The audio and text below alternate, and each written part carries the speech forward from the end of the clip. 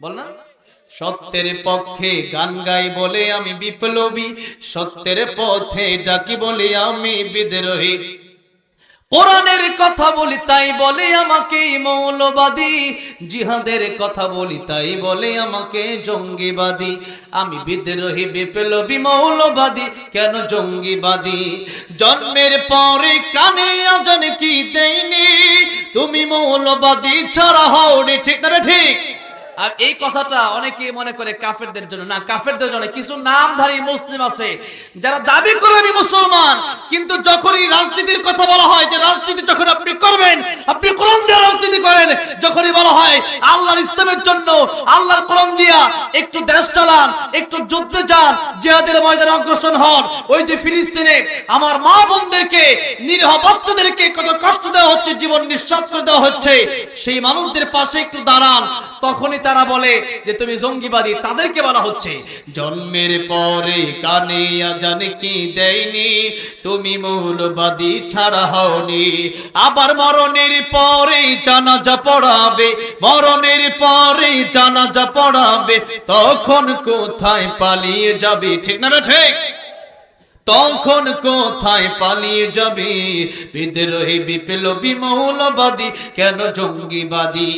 আমার ভাইরা, আমার মুরব্বী মুচিরাই জন্য ভালো করে বুঝতে হবে, যদি আপনি ইসলাম মানেন, মনে চাইলো ইসলাম ততটুকু মানলেন, আর মনে চাইলো না সুদকে আপনি ইন্টারেস্ট বলে খাইলেন, যেটা সুদ না, যে ইন্টারেস্ট, তাহলে আপনি ইসলামের ভিতরে পরিপূর্ণ নাই। আপনার সুবিধা হইলে নামাজ পড়েন, আর আপনার সুবিধা না হইলে আপনি নামাজ পড়েন না, যে ফজর তো পড়ছি না, জোহর আসর তো সবই পড়ি না। আল্লাহ বলেছেন তোমরা ইসলামের ভিতরে পরিপূর্ণ প্রবেশ করো। আমার ভাইরা, আমার মুরব্বী ওয়াজিরা, এই জন্য সুন্নত যদি মানতে হয়, অর্ধেক সুন্নত মেনে নবীর কাছে গেলে কি সুপারিশ পাওয়া যাবে, নাকি নবীর জীবন আদর্শ পুরোটাই মানতে হবে? পুরোটাই মানতে হবে। আমার ভাইরা, বাবাজিরা, বলতেছিলাম আমার নবীজি মরণের সময় উম্মতের কথা চিন্তা করলেন, অনেক লম্বা ঘটনা, এত দূর আমি আজকে আর যেতে চাচ্ছি না, যেহেতু সামনে আর কয়েকটা বিষয় আমার বাকি আছে। আমার ভাইরা, আমার বাবাজিরা, এবার নবী একবারে জিবরাইল আলাইহিস সালামের সাথে কথা শেষ করে বললেন মালাকুল মাউত, এবার আমার জান কবজ করতে পারো। জিবরাইলের সাথে কথা শেষ করার পরে আমার কথা হলো মালাকুল মউতের সাথে তিনবার কথা হলো। তিনবার কথা হওয়ার কারণে তিনবার অনুমতি নিল মালাকুল মউত নবীর কাছ থেকে। তিনবার অনুমতি নিল যেই নবীর কাছ থেকে, সেই রহমাতুল লিল আলামিন নবী ডাক দিয়ে বলছেন, ও সাবিরা, আমি নবীজি ডান দিকে সালাম ফিরায়া, নামাজের পরে ডান দিকে সালাম ফিরায়া বাম দিকে সালাম ফিরাতে পারবো, এমন গ্যারান্টি আমি রহমাতুল লিল আলামিন নবীও দিতে পারবো না। নবী বলতেছেন এই কথা, যেই নবীর কাছে মালাকুল মউত আসলে অনুমতি চায়, যে নবীর কাছে মালাকুল মউত আসলে অনুমতি চায়, সেই নবী বলতেছেন, ও আমার সাহাবীরা, ও আমার উম্মতেরা, আমার জীবনের গ্যারান্টি আমিও দিতে পারি না, জানি না কখন আমার কাছে মালাকুল মউত আজরাইল চলে আসে।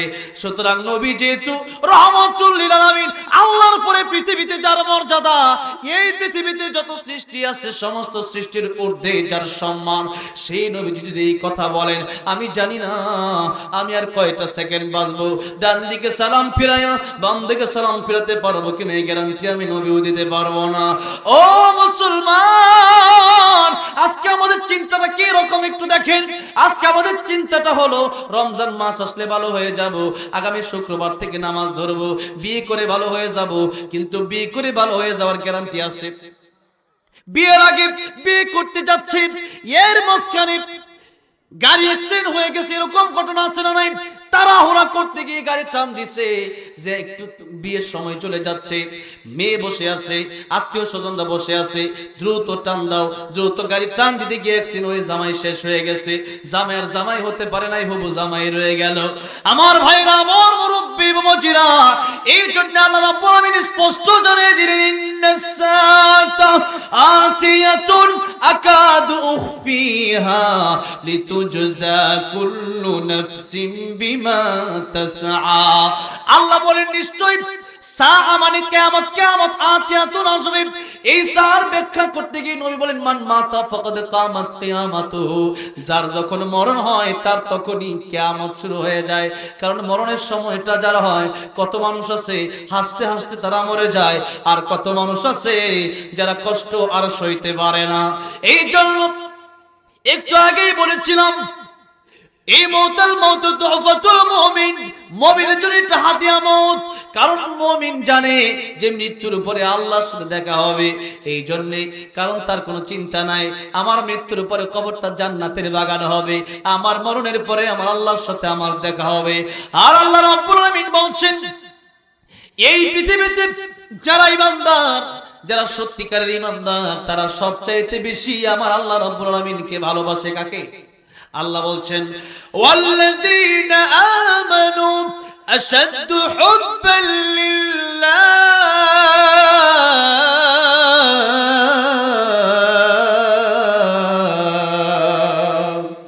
আল্লাহ বললেন যারা ঈমানদার তারা সবচেয়ে বেশি আল্লাহকে ভালোবাসে। সুতরাং আমি যে আল্লাহকে ভালোবাসি ওই আল্লাহর সাথে আমার মরণের পরে আমার দেখা হবে। আমার কিসের ভয়, আমার কিসের টেনশন? লা তাখাফু ওয়া লা তাহজানু ওয়া আবশিরু বিল জান্নাহ, ওই জান্নাতের সুসংবাদ যদি থাকে কিসের ভয়, কিসের টেনশন? এই জন্য আল্লাহ রাব্বুল আলামিন বললেন ঈমানদার যদি হও কোনো চিন্তা নাই, কোনো টেনশন নাই। মরণের সময় যখন ফেরেশতারা এসে বলবে তোমারে আল্লাহ রাব্বুল আলামিন সালাম দিয়েছে, এই আল্লাহর সালাম পাওয়ার কারণে সে ব্যক্তি খুশি হয়ে যাবে। সুবহানাল্লাহ। একদিকে মৃত্যুর যন্ত্রণা হবে না, বিষয়টা এরকম না, একটু হলেও কষ্ট হবে, কিন্তু আল্লাহ রাব্বুল আলামিনের সালাম পেয়ে এত খুশি হবে, কারণ আল্লাহর সাথে তার দেখা করার বড় ইচ্ছা। আল্লাহর সাথে দেখা করার ইচ্ছা আছে না নাই?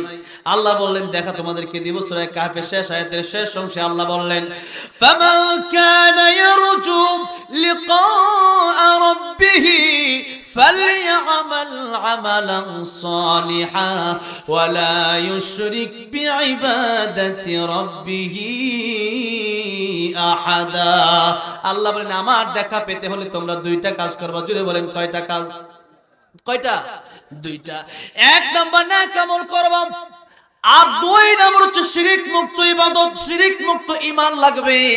শিরিক যদি কেউ করে, কোন মাজারে গিয়ে যদি কেউ সিজদা দেয়, বাবার পায়ে যদি কেউ সিজদা দেয়, বট গাছে গিয়ে যদি কেউ সিজদা দেয়, অথবা যদি মনে করে যে এই বাবা আমার সন্তান দিতে পারে, এই কবরওয়ালা আমাকে এটা দিতে পারে, ওটা দিতে পারে, এইগুলো হচ্ছে শিরিক। আল্লাহ বলছেন ইন্নাল্লাহা লা ইয়াগফিরু আন ইউশরাকা বিহি ওয়া ইয়াগফিরু মা দুনা যালিকা লিমান ইয়াশা ومن يشرك بالله فقد افترى إثما عظيما। ওই কিয়ামতের ময়দানে আমি আল্লাহ চাইলে তোমাদের সব গুনাহ মাফ করে দিতে পারি, কিন্তু শিরকের গুনাহ আমি আল্লাহ মাফ করব না। এটা পরকালের কথা এসেছে, দুনিয়ার কথা নয়। দুনিয়াতে তওবা করলে আল্লাহ 80 বছরের গুনাহ মাফ করে দেয়, 120 বছরের গুনাহ মাফ করে দেয়। জোরে জোরে বলা যাবে না সুবহানাল্লাহ। তাই আল্লাহ বলছেন قل يا عبادي الذين أسرفوا على أنفسهم لا تقنطوا من رحمة الله إن الله يغفر الذنوب جميعا إنه هو الغفور الرحيم। الله নৈরাশ হয়ে যায় না বান্দা, আমি আল্লাহ রাব্বুল আলামিন এই রাত, গভীর রাত যখন হয়ে যায়, রাত 11টা বাজে, এখনো যারা এখনো বসে আছেন, এই গভীর রাতে আল্লাহ প্রথম আকাশে এসে ডাকতে থাকেন আলা মিন মুস্তাগফিরিন ফাগফিরানা, আলা মিন মুস্তারজিকিন ফারজুকহু, আলা মিন মুবতারান ফাআফিয়াহু, আলা কাযা হাত্তা ইয়াতলু আল ফজর। আল্লাহ ফজর পর্যন্ত ডাকতে থাকি, ও বান্দা তোর জীবনে গুনাহ আছে, আয় আয় আমি আল্লাহ তোরে মাফ করে দেওয়ার জন্য রেডি হয়ে আছি। ও বান্দারে ক্ষমা চা, ক্ষমা করতে আমি আল্লাহ রাব্বুল আলামিন দেরি হবে না। সুবহানাল্লাহ। এই জন্য আল্লাহর কাছে চাইতে হবে ক্ষমা আল্লাহর কাছে চাইতে হবে। আল্লাহ রাব্বুল আলামিন এই পথটা আমাদের জন্য খোলা রেখেছেন, আর নইলে কিন্তু উপায় ছিল না। এই জন্য ভাইরা বাবাজিরা, আল্লাহ বলতেছেন তোমাদের সব গুনাহ কিয়ামতের ময়দানে আমি আল্লাহ মাফ করতে পারি, তওবা না করলেও আল্লাহ মাফ করতে পারেন। এরপরে আল্লাহ বলতেছেন কিন্তু আমি আল্লাহ একটা গুনাহ মাফ করব না, সেটা হলো শিরক। শিরক যদি তোমরা করো, তোমরা আমি আল্লাহর কুদরতি কদমে সিজদা না দিয়া অন্য কোন মানুষকে যদি সিজদা দাও, অন্য কোন পীরের পায়ে সিজদা যদি দাও, কোন কবরে যদি সিজদা দাও, কোন নেতার পায়ে যদি সিজদা দাও, সেখানে যদি মাথা নত করে দাও, সংসদে গিয়ে যদি মাথা নত করে দাও, এরকম কাজ কারবারগুলো যদি তোমরা করো, আমার কোনের বিরুদ্ধে গিয়ে শিরক যদি তোমরা করো, সেই গুনাহ আমি আল্লাহ মাফ করব না। অন্য আয়াতের ভিতরে আল্লাহ বলেছেন মাইয়ুশরিক বিল্লাহ ফাকাদ হারামাল্লাহু আলাইহিল জান্নাতা ওয়া মাওয়াহুন নার। ও বান্দারা, শিরক যদি তোমরা করো তাহলে জান্নাত তোমাদের জন্য হারাম হয়ে যাবে, জাহান্নাম তোমাদের জন্য ওয়াজিব হয়ে যাবে। এই জন্য শিরক যদি কেউ করেন আর এই অবস্থায় যদি মারা যান, বিপদের কোনো শেষ নাই, জান্নাতে যাওয়ার সুযোগ তার হবে না। এই জন্য আল্লাহ বলেন শিরক মুক্ত ইবাদত নিয়ে যদি আমার কাছে আসতে পারো, আমি আল্লাহ জান্নাতের ভিতরে তোমাদের সাথে দেখা করব। সুবহানাল্লাহ। আব্দুল কাদের জিলানী রাহমাতুল্লাহ আলাইহি তিনি বলতেন, বলবো শের বলতেন, তিনি বলতেন জান্নাত ও দোজখ সে यार भी क्या करो, जन्नत व दोज़ख से यार मैं क्या करूं, आरज़ू है मैं तुझसे देखा करूं। आय अल्लाह रब्बुल आलमीन, জান্নাত দিয়ে আমি কি করব, জাহান্নাম দিয়ে আমি কি করব? আমার তো বড় আশা, আমি আল্লাহ গো তোমার সাথে একবার দেখা করতে চাই। এই দুনিয়ার মানুষের প্রেমে একজন একজন পাগল হয়ে আত্মহত্যা পর্যন্ত করে, পাগল হয়ে যায় মানুষের প্রেমে। এই মানুষ যদি হয় এত সুন্দর, আল্লাহর সৃষ্টি যদি এত সুন্দর হয়, আমার আল্লাহ রাব্বুল আমিন কম সুন্দর না বেশি সুন্দর? জোরে কম সুন্দর না বেশি সুন্দর? দুনিয়া সুন্দর, মানুষ সুন্দর, আসমান সুন্দর, জমিন সুন্দর, সুন্দরে সুন্দরে পাল্লা, জানি না কত সুন্দর তুমি আল্লাহ, বলেন না জানি না কত সুন্দর তুমি আল্লাহ, জানি না কত সুন্দর। আল্লাহ রাব্বুল আলামিন কাল কিয়ামতের ময়দানে ওই জান্নাতের ভিতরে মেহেরবানি করে আজকের এই মাহফিলে যারা আসলো, আমাদের কেউ অল্প একটু হলেও তুমি জায়গার ব্যবস্থা করে দিও। জোরে বলেন আমিন। আমার ভাইরা, আমার বাবাজিরা, এবার আসুন যে কথা বলছিলাম, মরণের পরে তো আল্লাহর সাথে দেখা হবে, কোনো টেনশন নাই, কোনো চিন্তা নাই। যদি প্রকৃতপক্ষে ঈমানদার হতে পারেন, তাদের টেনশন বেশি যারা খালি দুনিয়া দুনিয়া দুনিয়া দুনিয়া করছে। এখন মরণের সময় হয়ে গেছে, পরে এখন চিন্তা করে আর একটা বছর সময় যদি পাইতাম গুছাইতাম। কেন সময় কি আল্লাহ আপনারে দেয় নাই? এক সময় দাড়ি ছিল না, এখন দাড়ি উঠলো, এখন দাড়ি কালো, এরপরে দাড়ি হয়ে গেল সাদা। এত সময় পাইলেন, এরপরেও কি কবরের কথা আপনার মনে হলো না? এরপরেও কি মনে হয় নাই যে আল্লাহ আমার এখনো সময় দিয়ে দিছে? এই জন্য এই সময় যেহেতু পেয়েছেন, নবী বলেছেন ও যুবকেরা, বিশেষ করে যুবকদেরকে নবী বলেছেন যৌবনকালে যারা ইবাদত বেশি বেশি করবে, আল্লাহ রাব্বুল আমিন আরশে আজিমের নিচে তাদেরকে ছায়া দিয়ে দিবেন। এই মসজিদে সুরজিল লাগায় রাখবে, যারা খোঁজ খবর রাখবে মসজিদের, এদেরকে আল্লাহ রাব্বুল আমিন আরশে আজিমের নিচে ছায়া দিয়ে দিবেন। জোরে বলেন সুবহানাল্লাহ। এই জন্য মসজিদের পাশে থাকবেন, কি লাগে টাকা পয়সা লাগলে টাকা পয়সা দিবেন, এই মসজিদে নামাজও পড়বেন এবং মসজিদে কি লাগতেছে তাও দেখবেন। নিজের ঘরের মতো মসজিদকে মনে করা, তাহলে আরশে আজিমের নিচে ছায়া পাওয়া যাবে। ভাইরা বাবাজিরা, বলছিলাম যুবক বয়সে ইবাদত করতে পারলে অনেক লাভ, বৃদ্ধ বয়সে ইবাদত যদি ওইভাবে করা নাও যায়, আল্লাহ রাব্বুল আমিন বৃদ্ধ বয়সে যৌবনকালে যেভাবে ইবাদত করেছেন, ওই ইবাদতের সওয়াব আল্লাহ রাব্বুল আমিন আপনাকে ফিরিতে দিয়ে দিবেন। এই জন্য যৌবনকালের বড় দাম। আল্লাহর নবী বলেন শাবাবাকা ক্বাবলা হারামিক, যৌবনকালকে মূল্য দাও বৃদ্ধ হওয়ার আগে। পাঁচটা সময়ের আগে পাঁচটা সময়কে মূল্য দাও। মনে আছে? মনে আছে? এক নম্বর বললেন যৌবনকালকে মূল্য দাও বৃদ্ধ হওয়ার আগে। দুই নাম্বার নবীজি বললেন ওয়াসিহাতাকা ক্বাবলা সাকামিক, আমার উম্মতেরা অসুস্থ হওয়ার আগে সুস্থতাকে মূল্য দাও, কারণ সুস্থতাই আল্লাহর বড় একটা নিয়ামত। যে ব্যক্তি অসুস্থ হয়ে যায় সেই বোঝে সুস্থতার কি মূল্য। ঠিক তবে ঠিক, যারা হসপিটালে আছে এদেরকে শুধু জিজ্ঞাসা করা যদি যায় যে তোমার কয় কাঠা জমি লাগবে, তোমার কয় লাখ টাকা লাগবে, যে লোকটা বড় বিপদে আছে অসুস্থ হয়ে, সেই লোক বলবে আজকে 3 দিন 4 দিন 5 দিন, কয়েকদিন আগে আমার এমন হয়েছে 4-5 দিন ভাত খেতে পারি নাই, পানি জাতীয় জিনিস খেয়ে থাকছি, এরকম জ্বর আমারও আসছিল। এরকম অবস্থায় শুধু চিন্তা হয় একটু যদি সুস্থ থাকতে পারতাম, আল্লাহর কত বড় নিয়ামত এটা। কিন্তু ও বাজান, ও মুরব্বী, ও বাজেরা, ও আমার যুবক ভাইরা, এই কথা তো আপনি চিন্তা করেন না, বরং আপনি চিন্তা করেন দুনিয়াতে কেমনে 5 তলা 10 তলা 20 তলা হবে, কেমনে 1 কোটি 2 কোটি 5 কোটি হবে। আমার ভাইরা, আমার বাবাজিরা, এই জন্য নবী বললেন সুস্থ আছো এটা তোমার বড় নিয়ামত। এই সুস্থ যেহেতু আছে নামাজ বাদ দিও না, নামাজে চলে যাও। সুস্থ যেহেতু আছো কোরআন পড়ো, সুস্থ যেহেতু আছো আল্লাহর জিকির করো, সুস্থ যেহেতু আছো সময়কে গনিমত মনে করো। অসুস্থ হওয়ার আগে নবী 3 নাম্বার বলেন গিনাকা ক্বাবলা ফাকারিক, টাকা পয়সা যাদের আছে এটা কার দেয়া নিয়ামত, কার দেয়া নিয়ামত। টাকা পয়সা অনেকের নাই, অনেকে সারা জীবন টাকা কামায় একটা ভালো বাড়ি করতে পারে না, ব্যাংকে 1 কোটি টাকা সারা জীবন চাকরি কইরাও জমাতে পারে না, এমন লোকও আছে না নাই? একসাথে 1 কোটি টাকা জমাতে পারে না।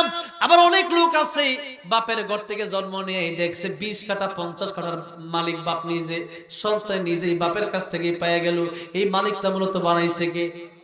জুবের বানানকে আল্লাহ বানালেন সকাল বেলার দুনিয়া তুই ফকির, সন্ধ্যা বেলা আবার যে টাকা পয়সা আপনার এখন আছে ওই টাকা পয়সা আল্লাহ রাব্বুল আলামিন আপনাকে হসপিটালের বেডে শোয়া, আইসিইউর বেডে শোয়া, এই টাকা পয়সা আপনার নিতে পারে কি পারে না?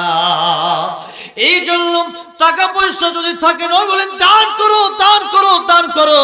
টাকা পয়সা যদি থাকে আল্লাহর রাস্তায় খরচ করো, গনিমত মনে করো, কারণ টাকা পয়সা আজ আছে কাল থাকবে না। ভাইরা বাবাজিরা, নবী বললেন মৃত্যুর পরে তোমার 3টা ভাই, কয়টা ভাই? কয়টা ভাই? 3 জন ভাই তোমার। 1 নাম্বার ভাইয়ের নাম আত্মীয় স্বজন, 2 নাম্বার ভাইয়ের নাম মাল সম্পদ, 3 নাম্বার ভাইয়ের নাম নেকামল। নবীজি বললেন 1 নাম্বার যে তোমার যে সম্পদ সেটা হলো আত্মীয় স্বজন, এটা কবর পর্যন্ত যাবে। যে সম্পদ তোমার আছে এই সম্পদ আস্তে আস্তে দামি কাপড় সহ মানুষ কোলে করে নিয়ে যাবে, ঘড়িটা নিয়ে যাবে, মোবাইল নিয়ে যাবে, সোনার আংটি নিয়ে যাবে, রূপার আংটি নিয়ে যাবে, সব নিয়ে যাবে। 3 টুকরা কেবলমাত্র কাপড়ের কাপড় পরায়া, মাত্র হয়তো সর্বোচ্চ 1000 টাকার বাজার, এই বাজারে তোমাকে বিদায় করে দেওয়া হবে। এছাড়া আর বাকি সম্পদ তোমার সাথে যাবে না। এই সম্পদ তুমি মরে গেলে তোমার ওয়ারিশটা নিয়ে যাবে।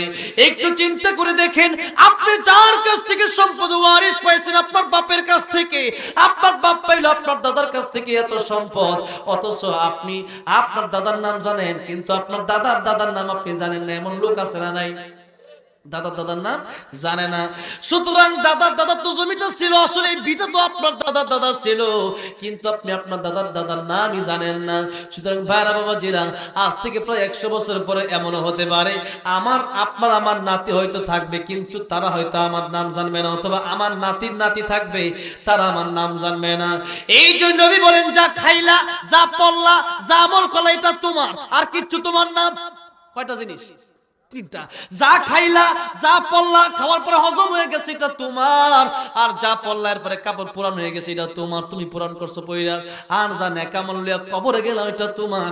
আর যা কামাইছো, যত জায়গায় রাখছো, যত ফ্ল্যাট রাখছো, যত টাকা রাখছো ব্যাংকে, এগুলো তোমার না, এগুলো সব হলো তোমার সন্তানদের, এগুলো সব হচ্ছে বাকি মানুষরা ওয়ারিশ হয়ে যাবে।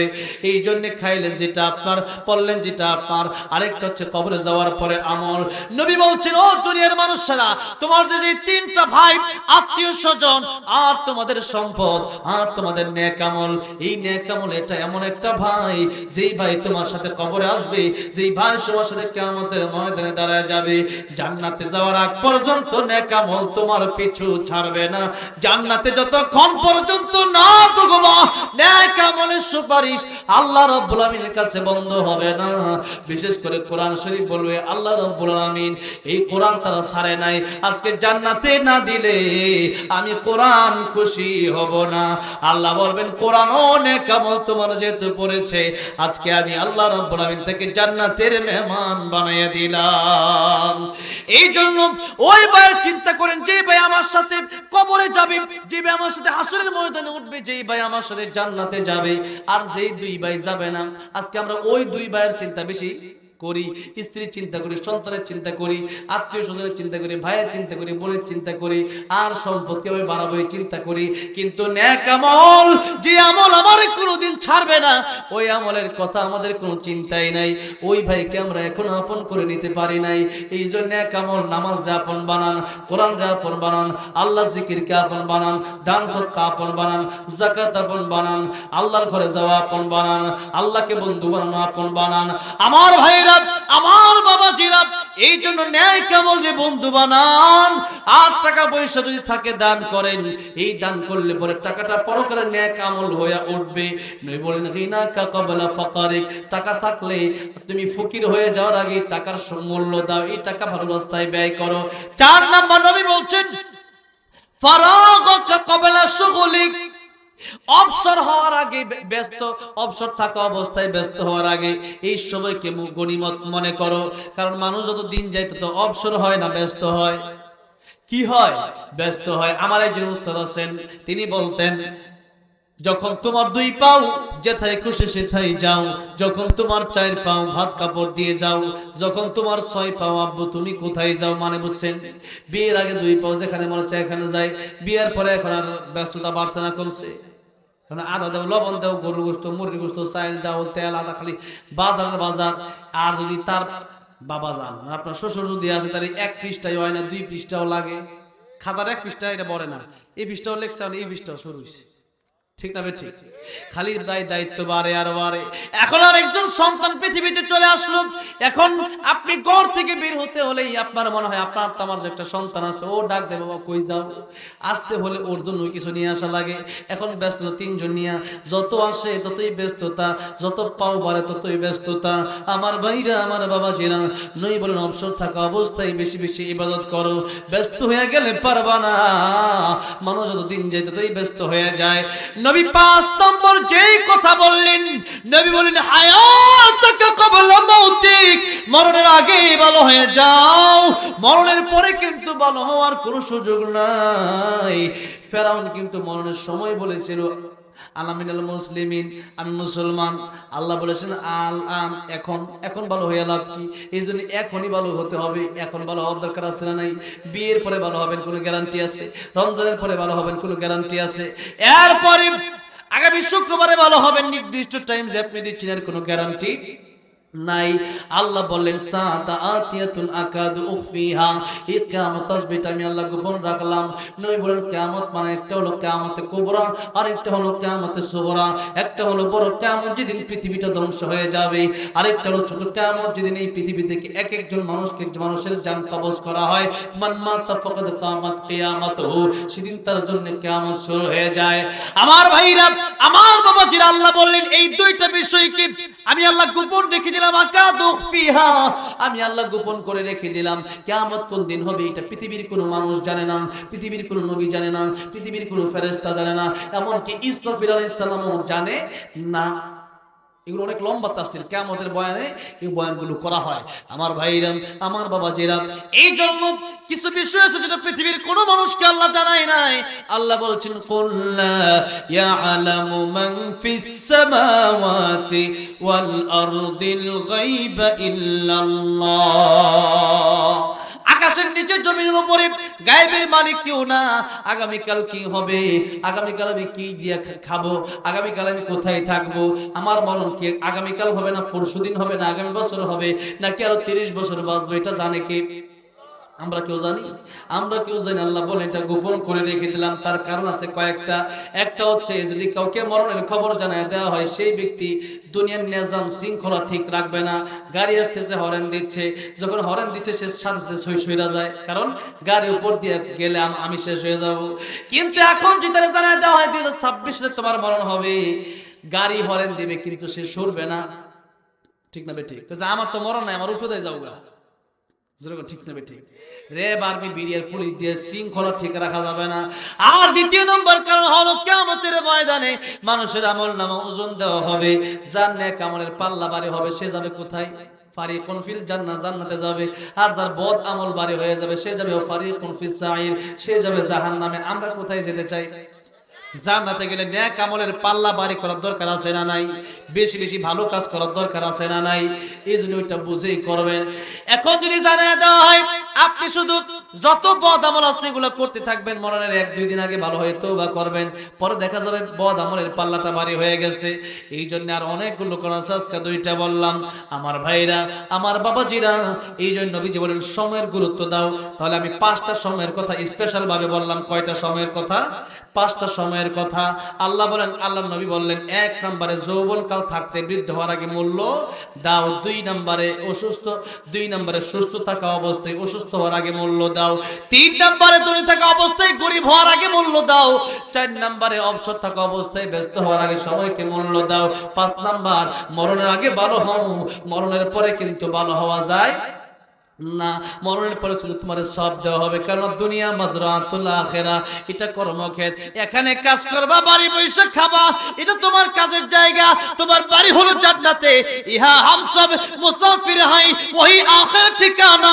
কোই আগে রওয়ানা হাই, কোই পিছে রওয়ানা। এই দুনিয়া মুসাফির খানা, চিরকালের জন্য আসি নাই। এখানে যেমন আসছি, আমি এখানে চিরদিন থাকার জন্য আসি নাই, অল্প সময় কথা বলে আবার বিদায় নেওয়ার জন্য আসছি। ঠিক তেমনি ভাবে এই দুনিয়াতে আমরা আসছি কেউ থাকার জন্য আসি নাই, সবারই চলে যেতে হবে। কেউ আগে যাবে, কেউ পরে যাবে।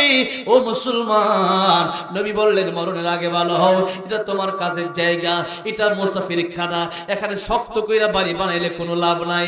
এখানে থাকো এমন ভাবে, মুসাফির যেখানে যায় যেভাবে থাকে।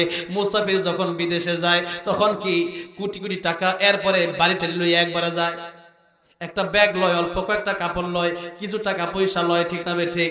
2-4-5 হাজার লয়, যতটুকু খরচের দরকার। এখানেও মুসাফির, এখানে যতটুকু দরকার ততটুকু আপনি করেন। খাওয়া দাওয়ার দরকার অবশ্যই আছে, তবে আপনার খাওয়া দাওয়াটা হবে আগে এই জন্য, কারণ যেন আমি ইবাদত করতে পারি।